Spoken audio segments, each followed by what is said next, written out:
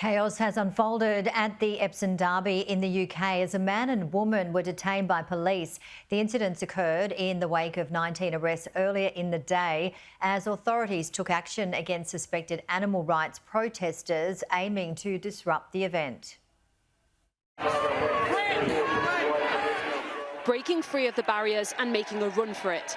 But this protester was soon stopped by security guards removing him from the path of racing horses. They were successful. The track invasion ultimately an act of distraction rather than disruption. And there was this failed attempt to cause havoc. These two demonstrators were arrested as they tried to breach the fence and force their way onto the track. The police were prepared, with some people arrested early in the morning away from the event based on intelligence reports. There was also a heavy police presence on the ground.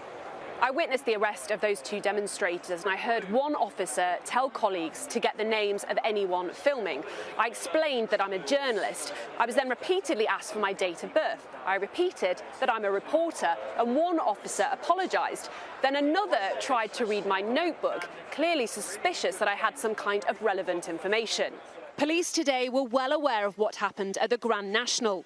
The race was delayed thanks to members of the same group, Animal Rising. They insist their efforts at Epsom didn't fall short of their ambitions. Do you worry at all that your actions might be putting the horses in danger? We know that in UK racing, a horse dies every other day. In May alone, 20 horses died. At the Grand National, which is another race run by the Jockey Club, 3 horses died this year. What we wanted to do is just to create this larger conversation so that regular people, race goers, people who are sitting at home can think about, if we love animals, why is it that we continue to support industries like horse racing that harm them? Animal Rising also says the protester who made it onto the track was already there before the race began and the event should have been delayed. That is disputed by the organisers. I love horses, but... No, you don't. No, you don't. As for the spectators and punters, many were not impressed with being questioned on their choice of entertainment. Not fun for the horses. Put yourself in their place. There was a High Court injunction in place making this action illegal. Those arrested could now face fines and even prison, a risk some are willing to take to protest what they see as serious animal cruelty.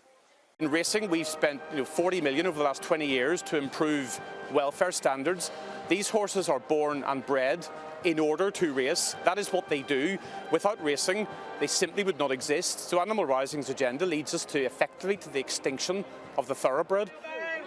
Although there was also peaceful protest today, we can expect more extreme attempts to disrupt races. The tactics of some demonstrators, part of a growing trend, whether the cause is animal rights or the environment, of dramatic and sometimes illegal action.